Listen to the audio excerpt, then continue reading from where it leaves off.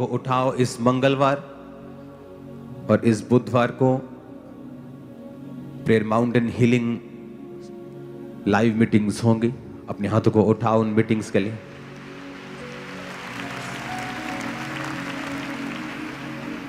और जो आपने कार्ड भरे थे प्रेयर माउंटेन के लिए वो सब खत्म, उन लोगों को कंप्लीट कर दिया है। अब चर्च के जो मेंबर्स हैं जिनके कार्ड बने हुए हैं वो मंगलवार को ज्वाइन करेंगे प्रेयर माउंटेन और बुधवार को इवेंजलिज्म पार्टनरशिप वाले ज्वाइन करेंगे। और मैं प्रार्थना कर रहा हूं कि एक फिर से ले हैंड वाला और एक कार्ड आपको बांट दूं कभी, ताकि जो नॉन मेंबर्स हैं, जो चर्च के मेंबर नहीं हैं, उनको भी प्रेयर माउंटेन जाने का मौका मिले। तो जितने चर्च के मेंबर्स हैं, कार्ड बने हुए हैं, आपको कॉल्स आएंगी इस सोमवार कल को।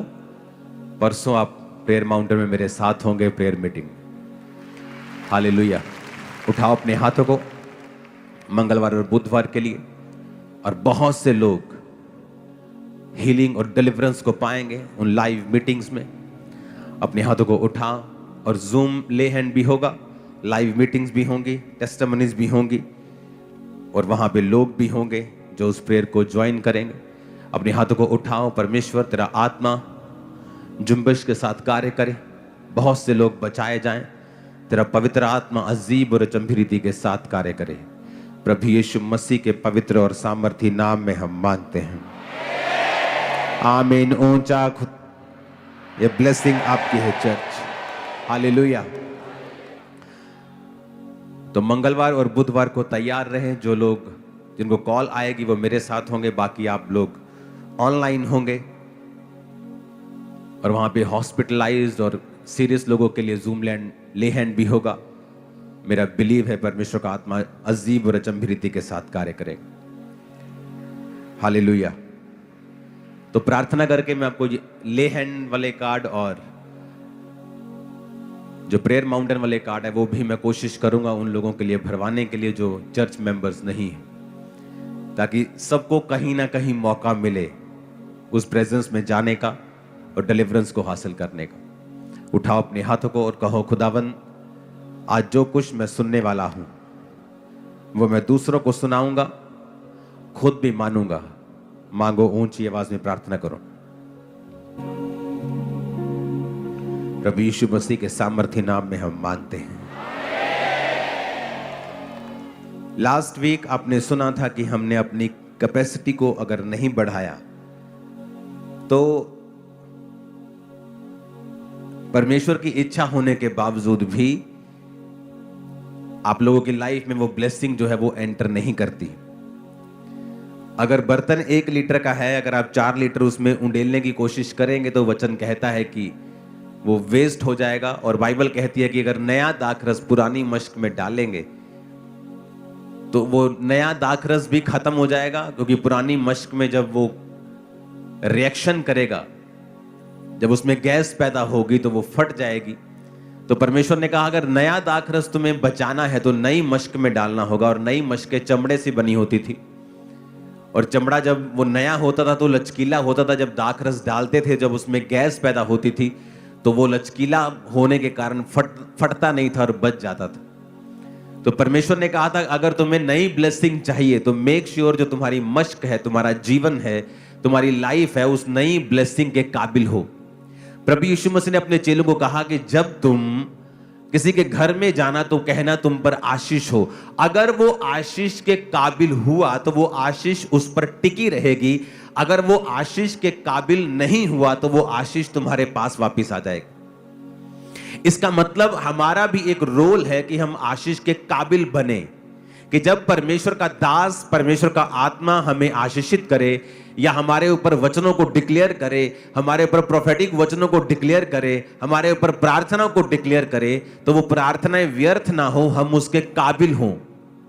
क्योंकि प्रभु यीशु मसीह ने कहा कि घर घर मत फिरना, एक जगह जाकर एक घर में टिकना और सब लोगों को अपने पास बुलाना और जिस घर में जाना और कहना कि तुम्हारा कल्याण हो, तुम पर आशीष हो। अगर वो घर आशीष के काबिल नहीं है तो वो आशीष तुम्हारे पास वापस आ जाएगी। इसका मतलब कि ये दो तरह से आशीष मिलती है आपको। एक तो देने वाला आपको आशीषित करे, और दूसरा आप जो हैं आप उस आशीष के काबिल हों। आपने अपनी जमीन को तैयार किया हो, आपने अपने शरीर को, अपने जीवन को रेडी किया हो कि जब परमेश्वर का दास कुछ बोले या परमेश्वर का आत्मा कुछ आपके लिए बोले तो वो आपकी लाइफ में काम करे। क्योंकि मेरे चाहने पर भी मैं अगर 4 लीटर पानी आप पर डाल दूंगा और आपका बर्तन 1 लीटर का है, वो 3 लीटर वेस्ट हो जाएगा, और परमेश्वर नहीं चाहते उसकी आशीष जो है वो वेस्ट हो।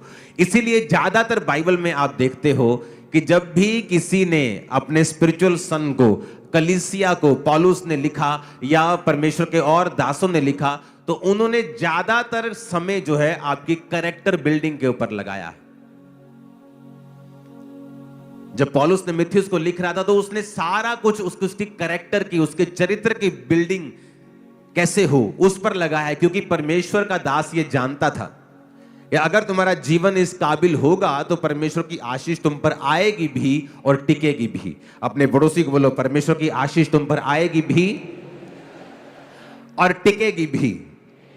ऊंची आवाज में कहो अपने पड़ोसी को, और टिकेगी भी। आमीन। तो हमें ये मेक श्योर करना पड़ेगा कि परमेश्वर की आशीष हम पर आए और टिके। इसके लिए मुझे क्या करना पड़ेगा? मुझे अपने जीवन को चेक करना पड़ेगा, सेल्फ चेकिंग करनी पड़ेगी अपनी, कि क्या परमेश्वर की आशीष जब मुझ पे आएगी क्या वो टिकी रहेगी या वो चली जाएगी। 12 पॉइंट्स में आपसे बात करनी, 4 पॉइंट आपने सुन लिए थे। नम्रता और पश्चाताप, fellowship and serve each other, उदारपन और भलापन, फास्टिंग और सेल्फ डिनायल, ये आपने सुन लिया था। आज हम 5वें पॉइंट की बात करेंगे।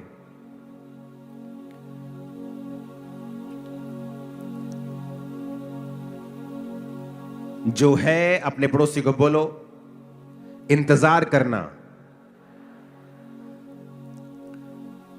फिर से बोलो अपने पड़ोसी को, इंतजार करना।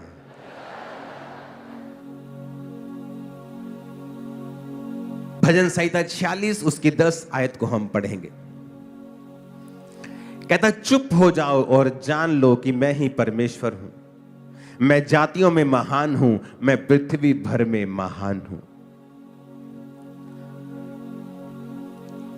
कई बार परमेश्वर जो है वो शोर में नहीं है पर स्टिलनेस में है। बी स्टिल, ये ज्यादा पावरफुल वर्ड है चुप हो जाओ से। स्टिल होता है कि आप बिल्कुल आप शांत हो गए हैं अंदर से।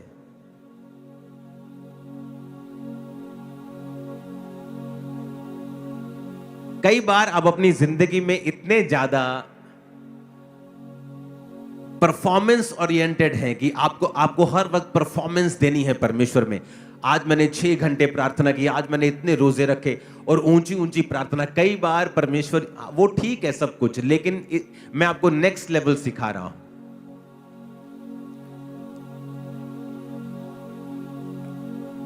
कई बार आपको कोई प्रॉब्लम हो गई, कोई घटना आपकी लाइफ में हो गई, इसको थोड़ा प्रीचिंग मोड पे करना, हल्का सा गूंज कम करना। समथिंग कुछ आपके साथ हुआ, कोई परीक्षा में आप गए, उस समय आप फास्टिंग करते हैं, प्रार्थना करते हैं। कई बार हम भूल जाते हैं स्टिल होना, चुप होना और परमेश्वर के राइट मैसेज को अपनी स्पिरिट में लेना। मैं जो आपको बातें बता रहा हूं ये प्रैक्टिकल हैं और डीप है जो मैं आपको बता रहा हूं। सम टाइम आपकी लाइफ में एक परीक्षा एंटर करती है, आप बोलते ओह ये क्या हो गया। आप उसके लिए प्रार्थना करते हैं, आप उसके लिए दवाई खाते हैं, आप उसके लिए फाइनेंस का कुछ करते हैं, आप उसके लिए प्रार्थना करते हैं, उपवास करते हैं, आप बेचैन हो जाते हैं। सम टाइम आपको स्टिल होना होता है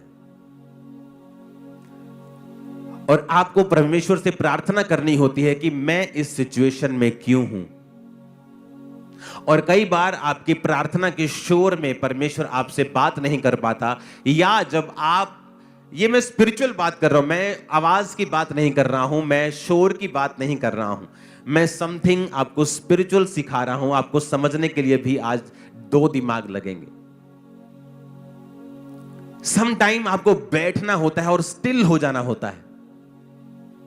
आप ध्यान हटा दो, आपको कहां पेन हो रही है, कहां आपके फाइनेंशियल प्रॉब्लम है, कहां आपका पति, आपका बेटा आपको तंग कर रहा है। वो सारी बेचैनियां, वो सारी उधेड़ बुन, वो सारी बेचैनी, सारा हिलाने वाला सिस्टम, वो सब उनको त्याग कर आपको जस्ट प्रार्थना में स्टिल होकर बैठना होता है और जस्ट पवित्र आत्मा को कहना होता है कि आप मुझे इस सिचुएशन में क्या मैसेज देना चाहते हैं।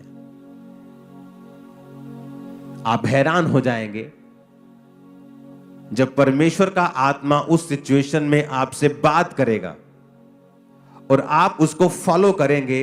आप अपने आप को नेक्स्ट लेवल पे देखेंगे जो आपने पहले कभी नहीं देखा। पर ये बात सारी मैं आपको प्रैक्टिकल थोड़ा बता रहा हूं,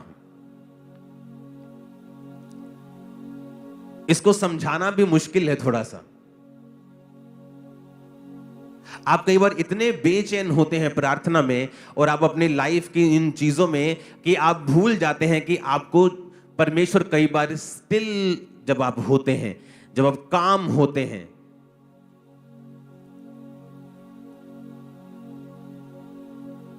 तो परमेश्वर कई बार आपसे बात करता है। फिर आपको राइट मैसेज पवित्र आत्मा देता है कि अब तुझे क्या करना है।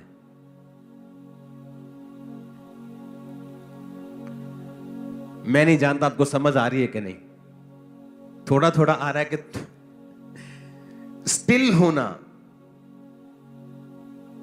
शांत होना, जो यहोवा की बाट जोहते हैं वो नया बल प्राप्त करते जाएं। यशाया 40 उसकी 31 आयत। यहोवा की बाट जोहने का मतलब है कई बार आपको लगता है कि परमेश्वर लेट है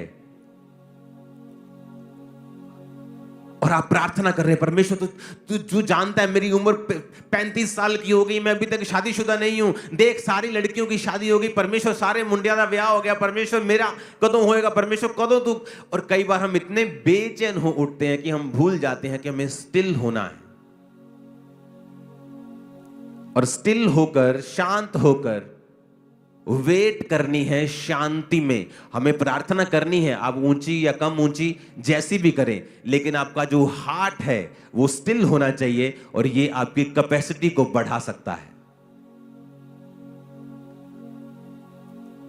आप स्टिल नहीं हो सकते जब तक आपको परमेश्वर के ऊपर भरोसा नहीं है, जब तक आपको उस पर एब्सोल्युटली आपको ट्रस्ट नहीं है परमेश्वर के ऊपर कि मेरी लाइफ में जो कुछ भी हो रहा है उसमें पूरा पूरा परमेश्वर मेरे साथ है। ये फाइनेंशियल ट्रबल, ये फिजिकल ट्रबल, ये सेहत की मुश्किल, इसमें मेरा परमेश्वर मेरे साथ है। जब आप स्टिल हो जाते हैं, जब आप शांत हो जाते हैं और जान लेते हैं कि वो परमेश्वर है, सडनली आपकी स्पिरिट में आपको राइट मैसेज मिलने शुरू होते हैं। आपकी कमियों के विषय में, आपको क्या करना है उसके विषय में, या ये क्यों होया उस विषय में, या आपको नेक्स्ट लेवल पे लेके जाने के लिए था उस विषय में। आपको हर विषय के ऊपर राइट मैसेज मिलना शुरू होता है स्पिरिट से, और वही आपको चाहिए होता है नेक्स्ट लेवल पे जाने के लिए। कितनों को अब समझ आ रहा है? वो जो मुश्किल है, उस मुश्किल में जो आप रिएक्ट करते हैं, वो रोकता है स्पिरिट के मैसेज को आपकी लाइफ के ऊपर। अपने पड़ोसी को बोलो स्टिल होना, शांत होना और परमेश्वर का इंतजार करना। आमीन। जब आप शांत होते हैं स्पिरिट में, कई बार आप मुंह से शांत है लेकिन अंदर आपकी शांति नहीं है, अंदर आपके सवाल चल रहे हैं। अगर मैं क्रिश्चियन हूं तो मेरे साथ ऐसा क्यों हुआ, अगर मैं क्रिश्चियन हूं तो मेरे साथ ऐसा क्यों हुआ, अगर मैं क्रिश्चियन हूं तो ये क्यों नहीं हुआ, अगर मैं क्रिश्चियन हूं तो ये हुआ क्यों, अगर ये मैं क्रिश्चियन हूं तो ये अब तक क्यों नहीं हुआ, अगर मैं क्रिश्चियन हूं तो उसके साथ ऐसा क्यों नहीं हुआ। वो आपको, अगर आपके अंदर वो वाली शांति नहीं है तो ये मुश्किल है परमेश्वर का आपके हृदय से बात करना। और जब परमेश्वर आपके हृदय से बात करता है, वो मोमेंट होता है जब परमेश्वर आपको नेक्स्ट लेवल पे लेके जाता है। जब तक आपका हृदय परमेश्वर की बात को सुनने के लिए रेडी नहीं है, तैयार नहीं है, तब तक आप नेक्स्ट लेवल पे नहीं जा सकते, क्योंकि एक्चुअल में उसका वचन ही है जो आपको छुड़ाता है और आपकी कैपेसिटी को बढ़ाता है और आपको नेक्स्ट लेवल के पर लेके जाता है। अपने पड़ोसी को बोलो, शांत रहना और जान लेना कि वो ही परमेश्वर है। आमीन। छठा पॉइंट है प्रार्थना और उपवास। लेकिन मैं अब ये जो पॉइंट आपको बता रहा हूं, प्रार्थना वाला हृदय। अपने पड़ोसी को बोलो, छठा पॉइंट, प्रार्थना वाला हृदय। अब लोगों को क्या लगता होगा कि ये सिंपल पॉइंट है, क्योंकि हमें प्रार्थना करनी हम सबको पता है। लेकिन मैं उस प्रार्थना की बात नहीं कर रहा हूं जो हम रोज करते हैं। जब परमेश्वर ने ये वचन आपको दिया था कि मैं इनकी कैपेसिटी को बढ़ाना चाहता हूं और इन्हें पॉइंट्स में बता कि ये अपनी कैपेसिटी को किस तरह बढ़ा सकते हैं, तो जो ये प्रार्थना वाला हृदय जिसकी मैं बात करने वाला हूं, वो नहीं है जो आप समझ रहे हैं। ये उससे अलग लेवल का जो मैं आपको पॉइंट बता रहा हूं, एक नेक्स्ट लेवल बता रहा हूं और एक गहरी बात बता रहा हूं जो आप आज समझ पाएंगे, ये मुझे भरोसा है। इसके लिए हमें जाना पड़ेगा नहम्याह, उसका 1 अध्याय, उसकी 1 आयत से मैं पढ़ूंगा। हकल्या के पुत्र नहम्याह के वचन। 20वें वर्ष में किसलेव नामक महीने में, जब मैं शूशन नामक राजगढ़ में रहता था, तब हनानी नाम का मेरा एक भाई और यहूदा से आए हुए कई पुरुष मेरे पास आए, और तब मैंने उनसे बचे हुए यहूदियों के विषय में जो बंधुआई से छूट गए थे और यरूशलेम के विषय में पूछा। उन्होंने मुझसे कहा, जो बचे हुए लोग बंधुआई से छूटकर उस प्रांत में रहते हैं, वो बड़ी दुर्दशा में पड़े हैं। उनकी निंदा होती है, क्योंकि यरूशलेम की शहरपनाह टूटी हुई और उसके फाटक जले हुए हैं। ये बातें सुनते ही बैठकर मैं रोने लगा और कितने दिन तक विलाप करता रहा और स्वर्ग के परमेश्वर के सम्मुख उपवास करता और ये कहकर प्रार्थना करता रहा, हे स्वर्ग के परमेश्वर यहोवा, हे महान और भय योग्य ईश्वर, तू जो अपने प्रेम रखने वालों और आज्ञा मानने वालों के विषय अपनी वाचा पालता और उन पर करुणा करता है। इस पर भी हम आएंगे, ये भी आज का एक पॉइंट है, लेकिन उससे पहले मैं एक आपको बात बताना चाहता हूं। अब यहां पर नहम्याह के पास कुछ भाई लोग आते हैं और वो बताते हैं कि यरूशलेम की जो शहरपनाह है, जो 4 दीवारी है, वो टूटी हुई है, उसके फाटक जले हुए हैं और जो लोग उनमें रहते हैं उनकी निंदा होती है, क्योंकि वो एक टूटे हुए शहर में रह रहे हैं, एक सड़े हुए शहर में रह रहे हैं जिसकी महिमा नहीं है, जो परमेश्वर का था, लेकिन उस पाप के कारण जो लोगों ने किया, और इजराइल के लास्ट राजा ने जितने पाप किए किसी ने भी नहीं किए होंगे, और उसकी वजह से परमेश्वर ने उस भवन को, उस शहर को फुकवा कर उसकी महिमा को मिट्टी में मिलाकर अपने लोगों को बंधुआई में भेज दिया। और जब परमेश्वर ने फिर से अपने वायदे को पूरा किया कि बंधुआई में जाने के बाद मैं फिर से थोड़े हुए लोगों को बचा के लेके आऊंगा, और परमेश्वर उनको वापस बंधुआई से बचा के लेके आया। और जब परमेश्वर उनको लेके आया तो उन लोगों के विषय में नहम्याह ने पूछा कि वो लोग कैसे हैं, और उन्होंने कहा कि उनकी हालत बहुत बुरी है, वो दुर्दशा में है, शहर जला हुआ है, फाटक जले हुए हैं, शहरपनाह टूटी हुई है, उनकी निंदा रोज होती है, लोग उन्हें तुच्छ समझते हैं, कखदा भी नहीं समझते उन्होंने। और वचन कहता है कि वो परमेश्वर के सम्मुख गया और प्रार्थना करता रहा। उसके बाद 2 बाब की 1 आयत को फिर मैं पढ़ूंगा। लिखा, अर्थक्षेत्र राजा के 20वें वर्ष के निसान नामक महीने में, जब उसके सामने दाख मधु था, तब मैं दाख मधु उठाकर मैंने राजा को दिया। इससे पहले मैं उसके सामने उदास कभी ना हुआ था। तब राजा ने मुझसे पूछा, तू रोगी नहीं है, तेरा मुंह क्यों उतरा है? ये मन की ही उदासी होगी। तब मैं अत्यंत डर गया। मैंने राजा से कहा, राजा सदैव जीवित रहे, जब तक वह नगर जिसमें मेरे पुरखाओं की कब्रें हैं उजाड़ पड़ा है और उसके फाटक जले हुए हैं, तो मेरा मुंह क्यों ना उतरे? राजा ने मुझसे पूछा, तो फिर तू क्या मांगता है? तब मैंने स्वर्ग के परमेश्वर से प्रार्थना करके राजा से कहा। अब ध्यान से समझना मेरी बात। मैंने 2 तरह के क्रिश्चियंस देखे हैं अपनी लाइफ में। एक हैं वो प्रार्थना करते हैं, जब वो प्रार्थना में बैठते हैं ऊंची ऊंची प्रार्थना करते हैं, अच्छी प्रार्थना करते हैं, गुड प्रार्थना करते हैं। और एक दूसरी तरह के क्रिश्चियंस हैं जो प्रार्थना भी करते हैं, लेकिन उनका जो हृदय है उनका जो हार्ट है वो एवरी टाइम प्रार्थना के मोड में रहता है। अब जब यहां पर राजा के सामने वो उदास था और राजा ने पूछा तू उदास क्यों है, ये तो तेरे मन की ही उदासी होगी। उसने कहा मेरे शहर की कब्रें उजाड़ पड़ी हैं, वो टूटा हुआ है, मेरा मुंह इसलिए उतरा है। तो राजा ने कहा बता मैं तेरे लिए क्या करूं। तो उसने वचन में लिखा है तब मैंने स्वर्ग के परमेश्वर से प्रार्थना करके कहा। अब वो प्रार्थना करने के लिए वापस कमरे में नहीं गया, लेकिन वो जो प्रार्थना कर रहा था वो अपने हार्ट में कर रहा था। ये मेरे स्पिरिचुअल फादर ने मुझे सिखाया था कि जब तुम लोगों से बात भी कर रहे हो तो अपनी स्पिरिट में प्रार्थना करो। कई बार जब आपकी लाइफ में मैं आता हूं और ले हैंड करता हूं, आपको परमेश्वर प्रोफेटिक वर्ड बताता है, मैं आपके साथ बात कर रहा हूं, लेकिन इनसाइडली मैं परमेश्वर से बात कर रहा हूं।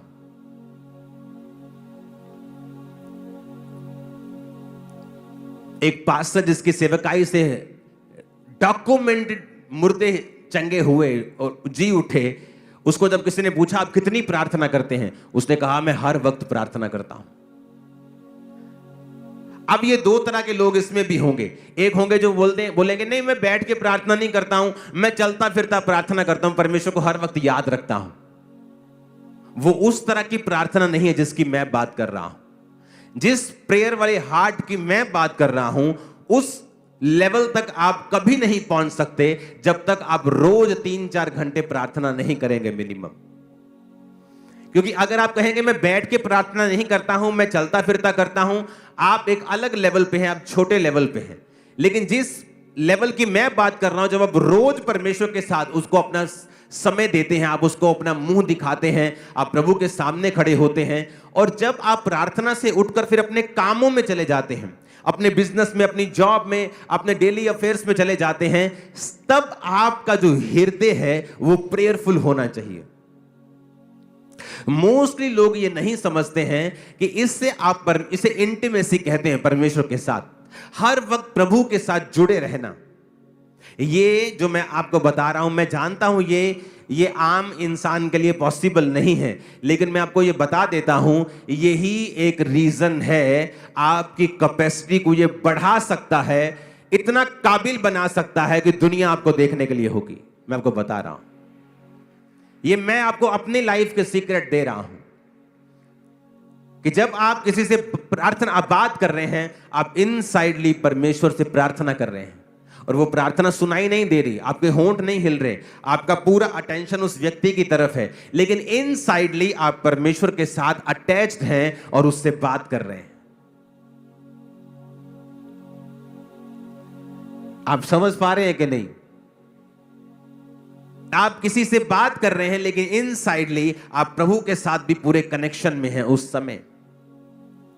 और ये चीज की प्रैक्टिस, ये चीज का अभ्यास आपकी लाइफ की जो कैपेसिटी है, अगर आपका बर्तन आज 100 लीटर का हो जाए, परमेश्वर कभी उसमें 50 नहीं रखेगा, वो 100 का 100 आपको देगा।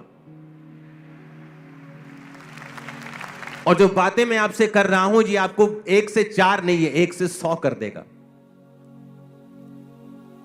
सडनली आपके बिजनेस के विषय में आपको आइडियाज आने लगेंगे, आपकी सेवकाई के विषय में परमेश्वर आपसे बात करने लगेगा, आपकी फैमिली के विषय में वो आपसे बात करने लगेगा। सडनली आपकी लाइफ में ऐसे ऐसे मोड़ आने स्टार्ट होंगे, आप समझ जाएंगे कि हाँ, परमेश्वर मेरी कैपेसिटी को बढ़ा रहा है, क्योंकि आपकी इंस्ट्रक्शंस, परमेश्वर की इंस्ट्रक्शंस आपके लिए, आपके जीवन के कदम, आपके नेक्स्ट कदम आपके चेंज होंगे, और आपको मालूम होगा कि बदलाव मेरी लाइफ में आ रहा है। आमीन। कहता जब राजा ने मुझसे कहा बता तुझे क्या चाहिए, कहता मैंने स्वर्ग के परमेश्वर से प्रार्थना करके कहा। कहां? अंदर।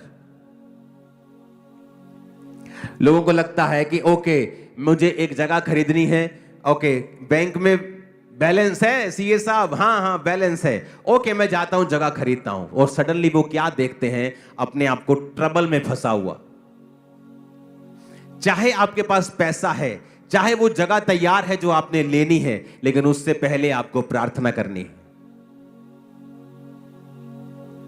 आपके पास पैसा है, आप ऑपरेशन करवाने के लिए चले जाते हैं, लेकिन उससे पहले आपको प्रार्थना करनी है। जो प्रेयर हार्ट है, एक तो प्रार्थना करना रोज, वो तो आपने करनी, वो तो मैं आपको इतने सालों से वचन दे रहा हूं, लेकिन आज मैं आपको कह रहा हूं कि उस प्रार्थना के बाद अपना हार्ट जो है वो प्रेयर में कनेक्टेड रखना है परमेश्वर के संग। अब आप रास्ते में जा रहे हैं, आप बस में बैठे हैं, आप क्या करेंगे बस में बैठ के? जो रील्स हम देखते हैं वो हमारा टाइम वेस्ट करती हैं, लेकिन जो कनेक्शन हम परमेश्वर के साथ बिल्ड करेंगे वो हमारा फ्यूचर ही नहीं, हमारी जनरेशन के फ्यूचर को भी बिल्ड करता है।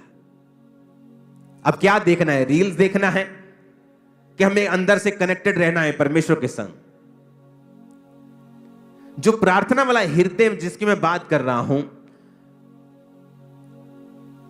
वो जब आप उस लेवल पे आ जाते हैं, आप परमेश्वर से, आपको ये जोर नहीं लगता। आपको ऐसा, कई लोगों को लगेगा ये पागलपन हो सकता है या ये ज्यादा ही कुछ ओवर नहीं हो गया। नहीं, आपको लगता है ये ओवर है, लेकिन बाद में जब आप इस बात को समझ जाते हैं और आप प्रभु के साथ कनेक्टेड रहते हैं, आप अपने परिवारों में भी रहेंगे, आप काम भी करेंगे, अपनी ड्यूटीज भी पूरी करेंगे, आप आनंदित भी रहेंगे, आप क्रिकेट भी खेलेंगे, सब कुछ होगा, लेकिन जो आप करते हैं आप कीजिए, लेकिन आप इनसाइडली आप पूरी तरह से परमेश्वर के साथ इंटीमेसी में होंगे और परमेश्वर आपसे बात करते रहेंगे, पवित्र आत्मा आपको गाइड करता रहेगा, आप कभी नीचे नहीं आएंगे, शैतान कभी आपका नुकसान ना कर पाएगा, मैं आपको बता रहा हूं।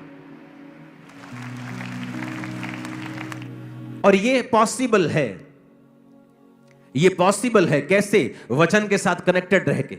अब यहां पर जब वो प्रार्थना करता है तो क्या कहता है? प्रभु तेरे वचन में लिखा है, कहता मैं उपवास करता रहा और प्रार्थना करता रहा कि वो जो हमने पाप किया था, हमने बुराइयां की थी, जो ज्ञान विधियां नियम तूने मूसा को दिए थे हमने नहीं माने, हम अपनी ही गलती की वजह से इस बंधुआई में पड़े हैं। उसने वचन के साथ परमेश्वर के साथ प्रार्थना की।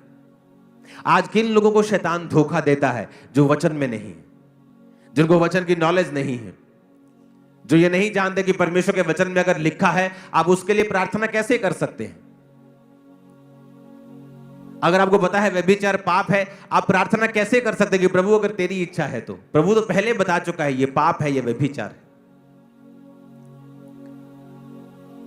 और जब हम वचन के साथ अटैच नहीं रहते हैं, हम बाइबल के साथ जुड़े नहीं रहते हैं, तब शैतान के पास मौका होता है हमें मिसगाइड करने का और हमारी लाइफ में से उन ब्लेसिंग्स को खत्म करने का और हमें गलत रास्ते में लेके जाने का। और उसके बाद जब गलत रास्ते में जाते हैं तो वचन कहता है उसका परिणाम नाग दोना सा कड़वा है। क्या कोई हो सकता है कि छाती पर अंगारे रख ले और उसको जले ना? फिर वो परिणाम होगा ही होगा, इसमें कोई शक नहीं। ऊंची आवाज में कहो हालेलुया।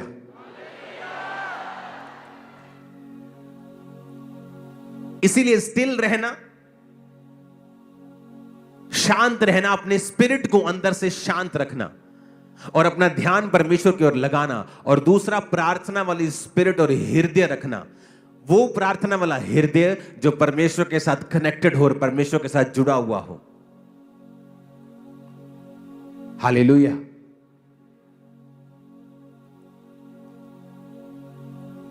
जब आप परमेश्वर के साथ कनेक्टेड होते हैं, फिर आपको फेसबुक से डाटा लेकर प्रोफेसी करने की जरूरत नहीं पड़ेगी, आपको लोगों को मूर्ख बनाने की जरूरत नहीं पड़ेगी। उसके बाद आप फिर परमेश्वर का दंड लें, ऐसी नौबत नहीं आएगी। आप किसी के सामने बैठे हैं और आप जब उनसे बात कर रहे हैं, आप अंदर परमेश्वर के साथ कनेक्टेड हैं और आप अंदर परमेश्वर से पूछ रहे हैं कि परमेश्वर इस व्यक्ति के बारे में मेरे ऊपर जानकारी तू शेयर कर, जाहिर कर। आप अंदर से प्रार्थना कर रहे हैं और आप उनकी बात भी सुन रहे हैं और सडनली परमेश्वर का आत्मा आपसे बात करता है। मैं उस इंटीमेसी की बात कर रहा हूं जो आप सड़क पे चल रहे हैं और अंदर से आप परमेश्वर के साथ कनेक्टेड हैं। आप प्लेन में हैं और प्रभु के साथ कनेक्टेड हैं। आप सिर्फ उस समय कनेक्टेड नहीं है जिस समय आप प्रार्थना कर रहे हैं, और प्रार्थना करने के बाद फिर आप पूरी तरह से वही कर रहे हैं जो संसार कर रहा है। मैं उस तरह की बात नहीं कर रहा हूं। मैं आपको जो वचन दे रहा हूं, ये आपके बर्तनों को, आपकी कैपेसिटी को इतना बड़ा कर देगा कि आप उस लेवल पर रह ही नहीं सकते। आपको नेक्स्ट लेवल पे जाना ही जाना है, इसी साल जाना है। आमीन। कनेक्शन परमेश्वर के साथ, इंटीमेसी को रखना अपने अंदर से।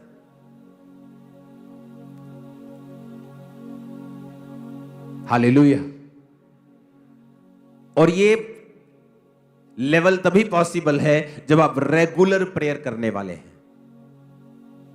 खुदा ने कहा जब तू प्रार्थना करे तो जा और अपने द्वार को बंद करके कुंडी लगाकर प्रार्थना कर, तेरा पिता जो गुप्त में देखता है तुझे प्रार्थना का उत्तर देगा।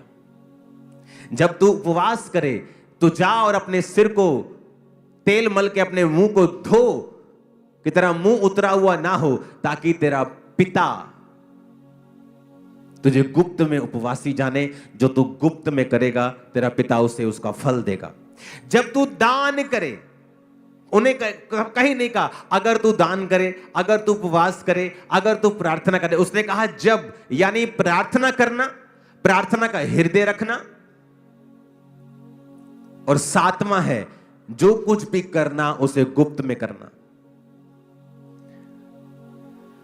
बाइबल कहती है जब प्रेरितों के काम की कलीसिया शुरू हुई, 120 लोगों के ऊपर जब पवित्र आत्मा उतरा और परमेश्वर का वचन पूरा हुआ कि जब तक प्रतिज्ञा पूरी ना हो, पवित्र आत्मा ना उतरे, तब तक यरूशलेम में मेरी बाट जोहना। जब पवित्र आत्मा उतर गया, गैर भाषा उतरी, तो तब कलीसिया की शुरुआत हो गई। जब कलीसिया की शुरुआत हो गई तो कलीसिया जब स्टार्ट हुई, जब कलीसिया के खर्चे शुरू हुए, तो वचन कहता है कलीसिया के लोगों ने अपनी अपनी प्रॉपर्टी बेचकर प्रेरितों के पांव के ऊपर उस पैसे को रखते थे और वो उस पैसों से पूरी कलीसिया के काम को चलाते थे और सारी सेवकाई को वो करते थे। आज जब भी शैतान आपकी आशीष को खाना चाहेगा, वो आपको एक ऐसा दान वाला बना देगा, दान करता बना देगा, जिसे पूरी दुनिया इंटरनेट के ऊपर जानती है। और ये इसलिए है क्योंकि शैतान आपकी आशीष को खाना चाहता है। मेरी टीम को मुझे कहते 15 साल हो चुके हैं कि आप जो कुछ करते हो हमने ऐसा कहीं नहीं देखा है, आप इसे दिखाया करो। और मैं कभी नहीं दिखाता हूं। आपने जो चैरिटी के काम मेरे देखे हैं इंटरनेट के ऊपर, जो हम दिखाते हैं, वो हमारा 1% भी नहीं है, 1%। और सिर्फ इस मकसद के लिए है कि जो 2300 से 2500 मेंटरशिप के अंडर पास्टर्स हैं, जो लाखों कलीसिया हैं, दूसरे कितने देश है जो यहां नहीं आ सकते, वो हमें देखें और अपनी कलीसिया में उसी तरह से फॉलो करें। जब भी शैतान आपको देखता है कि आप अच्छे हैं, वो मेक श्योर करेगा कि आप कहीं ना कहीं से वचन को ब्रेक करें, ताकि आप पूरी आशीष परमेश्वर से ना ले सकें। क्यों एक सिस्टम बनाया गया कि अब ऐसा भी तो हो सकता है कि प्रेरित कहते हैं कि ठीक है भाई, तुमने अपना घर बेचा, ये 10 लोगों की घर की किस्त जानी है, ये 4 लोगों का राशन जाना है, तुम ऐसा करो, इनको दे दो। उनको आमने सामने नहीं करवाया। चर्च किस लिए? क्योंकि जब आप चर्च में, मैं भी चर्च में बोता हूं, आपका चर्च ये होगा, मेरा अलग होगा। मैं अपना टाइल्स जब बोता हूं, वो किसके बेहतरी में यूज हुआ है, अगर उसको ये पता है फिर तो मेरी महिमा हो गई। पर जब आप चर्च में बोते हैं, आपको नहीं पता आज आपका टाइट किसी वीडियो के लिए जा रहा है, क्योंकि आप जानते हो इस चर्च में आप जब बोते हो तो मैं तनख्वाह में नहीं हूं, आपका पैसा मेरे पास नहीं आता है। आपकी ऑफरिंग को देखे मुझे सालों हो गए हैं, सालों, ईयर्स। वो एक बड़ी टीम गिनती है, बैंक में जमा करवाती है, बैंक से खर्चे होते हैं, मैं साइन करता हूं चेक्स के ऊपर, और एक टीम उस सभी को देखती है। In house CA, outside CA, in house team, disciples की टीम उसे चेक करती है कि सब कुछ, पैसे की गड़बड़ी कहीं भी ना हो। आपको नहीं पता, मुझे नहीं पता मेरा पैसा किस भले काम के लिए लगा, और वही गुप्त है, इसीलिए आप फल पा रहे हो। लेकिन जब आप इंटरनेट पे चले जाते हो और आप अपनी सारी जो भी आप करते हो उसे इंटरनेट पे डालते हो, क्या करता है शैतान? अगर वो देखता है कि एक विश्वासी अमीर है, वो ये कोशिश करेगा कि उसको बोले कि तू अपनी चैरिटी कर, तू खुद इंटरनेट के ऊपर आ, ताकि लोग क्योंकि जब लोग ऐसा काम करते हैं तो आपको गुड फील होता है। Every good feeling is not from God. और आपको लगता है कि लोग आपको अप्रिशिएट कर रहे हैं, लोग आपको अच्छा कह रहे हैं। नो, ये बिब्लिकल नहीं है। मैं न्यूयॉर्क में एक चर्च में था। न्यूयॉर्क टाइम्स स्क्वायर दुनिया का सबसे महंगा एरिया है, और मैं वहां पे गया और एक वहां पे चर्च में जो हेड है वो मेरे क्रूसेड के ऊपर थे, और वहां पर जो चर्च के हेड है उन्होंने मुझे इनवाइट किया कि आके आप आएंगे। मैंने कहा मैं क्यों नहीं आऊंगा। वो पिक्चर्स हैं हमारे पास वो चर्च की, अगर वो जाती हैं स्विचर्स पे तो भेजना आप। वो चर्च को जब हमने अंदर गए, हम इनवाइटेड थे, वहां हमने देखा तो वो चर्च के बारे में बताया कि आज उस जो चर्च की वैल्यू है वो 900 करोड़ रुपए है। और आप इमेजिन करो, जिस चर्च को खरीदा गया वो एक पोर्नोग्राफिक थिएटर था। वहां गंदे काम होते थे, लाइव नंगी लड़कियां वहां पे नाचती थी। और एक यहूदी बिजनेसमैन आया और उसने कहा मैं ये थिएटर को खरीदना चाहता हूं। और उस थिएटर को उसने करोड़ों नहीं खरब अरबों में खरीदा, एक चर्च को दान दिया, और सब गंदा काम एक दिन में बंद करवा दिया। और सुनो मेरी बात, आज तक उसकी फोटो नहीं पता कि वह व्यक्ति कौन है। वो कौन है? उस पास्टर ने मुझे बताया कि थोड़े दिन पहले यहां पे लोग आए थे और उन्होंने इस चर्च की वैल्यू को बताया कि हम आपको 800-900 करोड़ रुपए देने के लिए तैयार हैं। 900 करोड़! आप इस चर्च को छोड़ दो। जब वो चर्च थिएटर से चर्च में कन्वर्टेड हुई तो वहां पर फिर लॉ बना दिया गया कि अब कोई भी चर्च नहीं बनेगी थिएटर से। वो इतना बड़ा मुद्दा वहां पे बन गया था। वो आज टाइम्स स्क्वायर की ओनली चर्च है जो हर टाइम ओवर भरी रहती है, क्योंकि टाइम्स स्क्वायर में हर जगह जाने के लिए आपको डॉलर्स लगते हैं आपको, लेकिन वो चर्च फ्री सर्विस, जब कहती है फ्री सर्विस, लोग बहुत आते हैं वहां चर्च में वचन को सुनने के लिए। कितने मेरी बात को समझ रहे हैं? और आज तक उसका डोनर कौन है किसी को पता नहीं, कहीं उसकी फोटो नहीं लगी।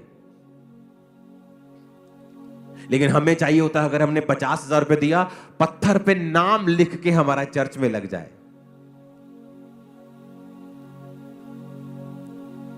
कितने मेरी बात को समझ रहे हैं? क्राइस्ट ने हमें अलग तरह से बुलाया है। ये देखो चर्च आ गई सामने।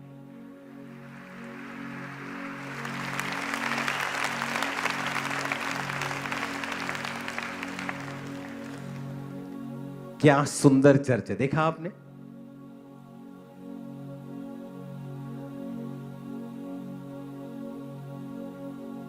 ये वो हॉल है जहां हम गए थे। इसके आसपास ऊपर नीचे बहुत से हॉल्स, बहुत से ऑफिसेस, बहुत सी इसमें और भी चीजें हैं इस हॉल में।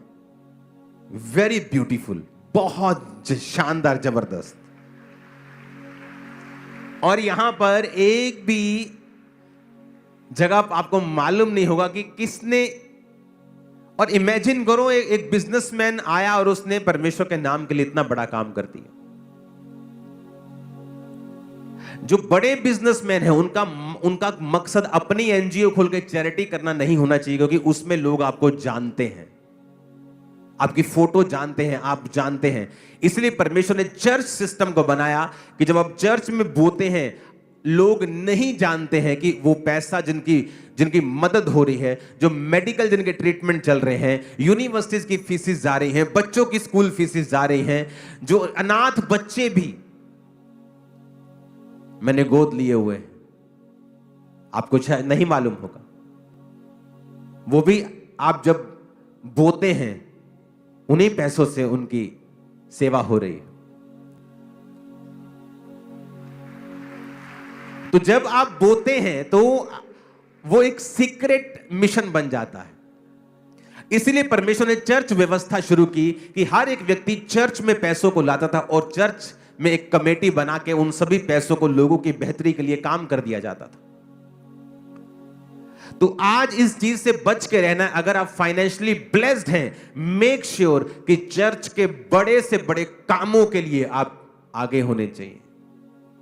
यह है परमेश्वर का एक्चुअल प्लान आप लोगों के लिए।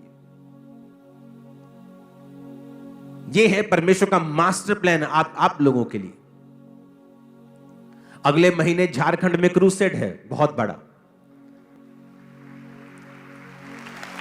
तो जब क्रूसेड टीम मेरे पास है तो मैंने उनको बताया कि मैं इंडिया में मुझे 1000 इनविटेशंस हैं क्रूसेड्स के, 1000 से भी ज्यादा ही होंगे।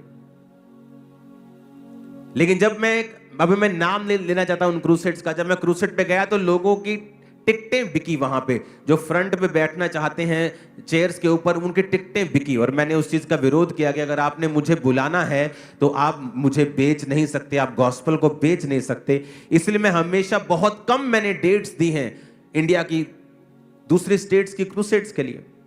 लेकिन जब झारखंड की टीम आई तो मैंने उन्हें बताया कि मैं इस चीज से डरता हूं और इस चीज से मुझे घिन आती है कि जब ये चीजें होती हैं।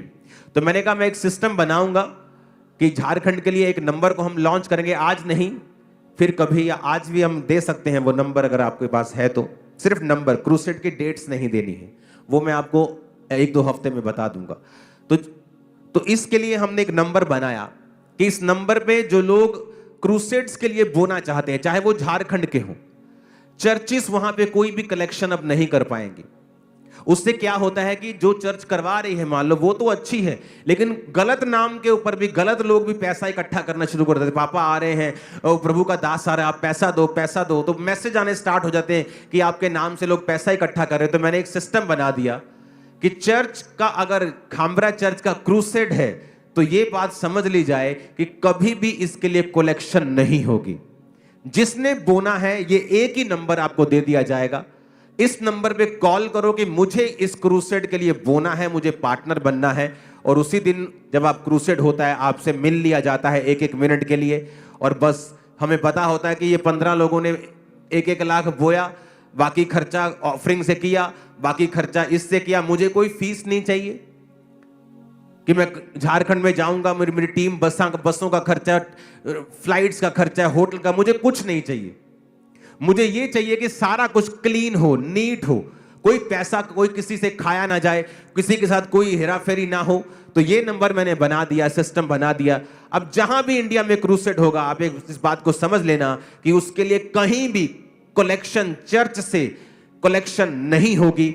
जिसने कुछ भी देना है, पार्टनर बनना है, वो इस नंबर पे कॉल करे। सारी दुनिया को पता होगा कि हाँ भाई इन लोगों ने बोया है, इसमें कोई भी हेरा फेरी का चांस खत्म हो गया, जीरो हो गया, खुदा ने रास्ते खोल दिए हैं।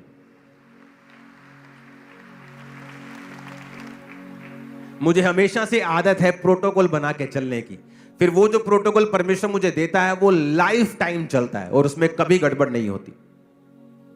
तो ये प्रोटोकॉल अब बन चुका है कि इस नंबर पे आप कॉल करो, बताओ कि मैं झारखंड क्रूसेड में पार्टनर बनना चाहता हूं, मैं उसमें बोना चाहता हूं, क्योंकि वहां खर्चा लाखों में होगा।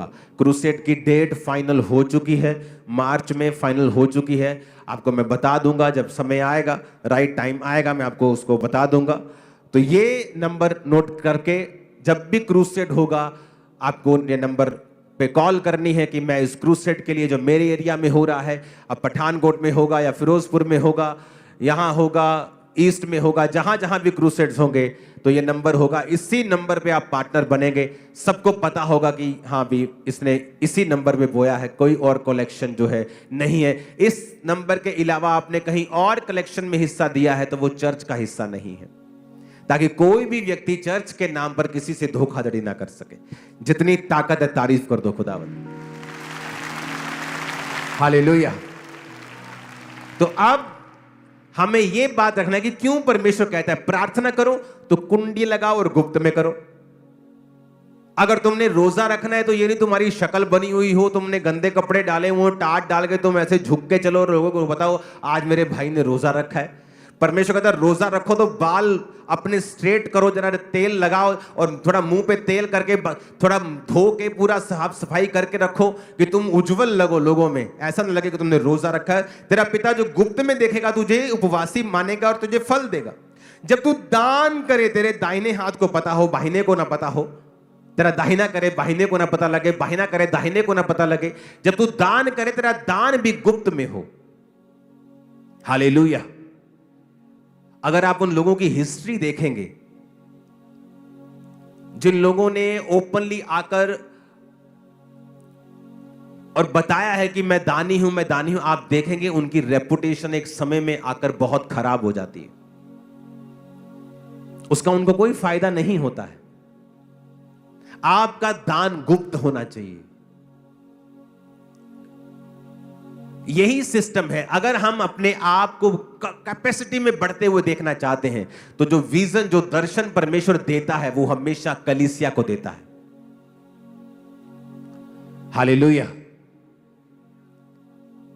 परमेश्वर जो है वो मैनेजमेंट का परमेश्वर है। वो अगर आप मैनेजमेंट से बाहर जाएंगे वो आपके संग कभी काम नहीं करता। वो परमेश्वर ऑर्डर का परमेश्वर है। आप कभी बाइबल में बताओ जब परमेश्वर ने मूसा को भेजा कि किसी विश्वासी से परमेश्वर ने बात की हो और मूसा से ना की हो? कभी नहीं।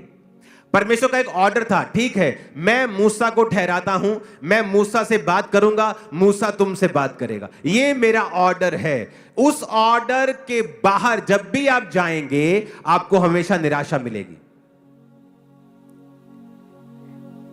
एक कपल मुझसे मिलने के लिए आए, पास्टर थे और उनकी वाइफ थी, और पास्टर ने डाइवोर्स फाइल कर दिया अपनी वाइफ के खिलाफ। जब उनसे मैं मिला तो मैंने जब उनको देखा तो वही ऑर्डर के खिलाफ चलना। क्या ऑर्डर था कि पास्टर ने कहा जब वो प्रेग्नेंट थी कि तू जा और अभी जाके डॉक्टर के पास जाके इसकी डिलीवरी करवा। डॉक्टर ने कहा तू लेट हो गई है तो इसकी डिलीवरी कर। उस औरत ने कहा नहीं मैं परमेश्वर से पूछूंगी। जब बात हुई तो इसका रीजन यह था कि वो उसकी जो मम्मी थी औरत की वो उसको गाइड करती थी बहुत, और वो अविश्वासी थी। तो उसने कहा प्रभु से मैं पूछूंगी। और जब उनके बेटा नहीं था, बेटियां ही थी, जब वो लेट हो गई औरत तो वो जो बेबी बॉय था पेट में वो मर गया, उसकी डेथ हो गई। और जब वो मुझसे मिले तो मैंने कहा कि जब तेरा हस्बैंड इस बात को कह रहा है जा, तो तुझे पता है कि ये उसकी नहीं, ये परमेश्वर की आवाज है तेरे लिए। क्योंकि परमेश्वर का ये ऑर्डर है कि वो आदमी के जरिए एक हाउस होल्ड से बात करेगा। औरत को जो आदमी ने बनाया है वो कभी मेंटेन नहीं कर सकता, औरत उसको मेंटेन करके रखती है।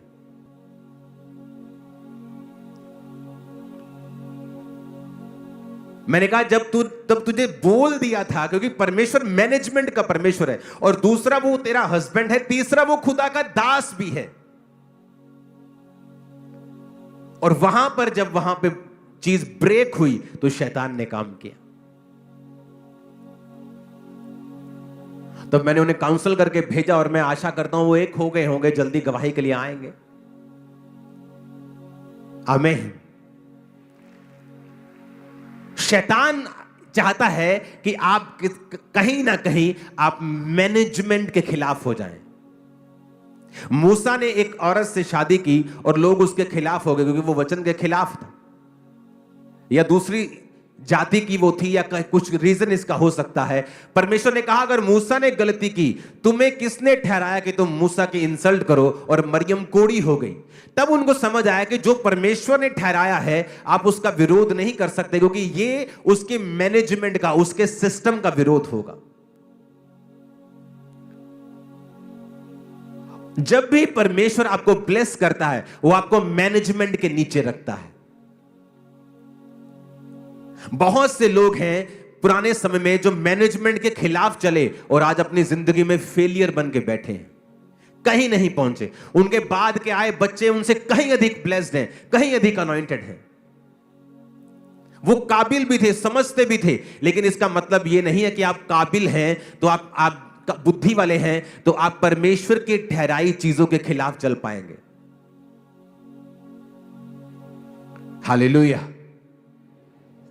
हमें यह समझना होगा कि परमेश्वर ने एक मैनेजमेंट को ठहराया है, एक चर्च ठहराया है, और वो चर्च जो गॉस्पल सेविंग में है, जो सोल सेविंग में है, गॉस्पल गिविंग में है, जो काम कर रहा है, जो हर तरह की चैरिटी कर रहा है, हमें उस मैनेजमेंट के नीचे रहना है। पैसे के मामले में, सेवा के मामले में, प्रार्थना के मामले में, उपवास के मामले में, हर तरह से। और जैसे ही आप ये करना शुरू करेंगे, आपकी कैपेसिटी को वो बढ़ाएगा। एक ऐसा आइडिया आपके दिमाग में आएगा जो पहले कभी ना आया होगा। आमीन ऊंचे वाला चाहिए चर्च। आई थिंक इस वचन को आपको दोबारा सुनना चाहिए एक बार घर जाके, क्योंकि ये वाकई परमेश्वर की ओर से है और आप अपनी लाइफ में अपनी कैपेसिटी को बढ़ा हुआ देखेंगे। जो मैं आपको दे रहा हूं ये परफेक्ट वर्ड है। अगर आप इसे फॉलो करेंगे तो बिना रिजल्ट के आप नहीं रह पाएंगे। आमीन। एक दिन एक पास्टर मुझसे मिलने के लिए आए दूर जगहों से, और जब मैंने उनको सारी चर्च की चीज से मिलने के लिए आए दूर जगहों से, और जब मैंने उनको सारी चर्च की चीजें दिखाई, इधर उधर जो पूरी तरह से हम फैले हुए थे, तो दिखाया, और प्रेयर माउंटेन, उसने कहा मैंने आपकी लाइफ में रिलैक्सेशन देखी है, इतना काम करने के बावजूद भी ये बहुत इम्पॉसिबल चीज मैं देख रहा हूं। कि कहीं क्रूसेड्स हो रहे हैं, कभी मीटिंग्स होने की, फॉरेन क्रूसेड्स हो रहे हैं, सब जगहों पे बात चल रही है, कंस्ट्रक्शंस हो रही हैं, काम हो रहे हैं, गॉस्पल हो रही है, सुसमाचार रोज 500-700 लोग रोज जा रहे हैं, लाखों लोगों को सुसमाचार दे रहे हैं, मीडिया के जरिए काम। लेकिन आप रिलैक्स कितने हैं? और मैं एक्टिंग नहीं कर रहा हूं, मैंने कहा मैं ऐसा ही हूं, अब मैं ऐसा हो गया हूं। आपकी कैपेसिटी को परमेश्वर बढ़ाते हैं जब आप ये वर्ड फॉलो करते हैं। आमीन।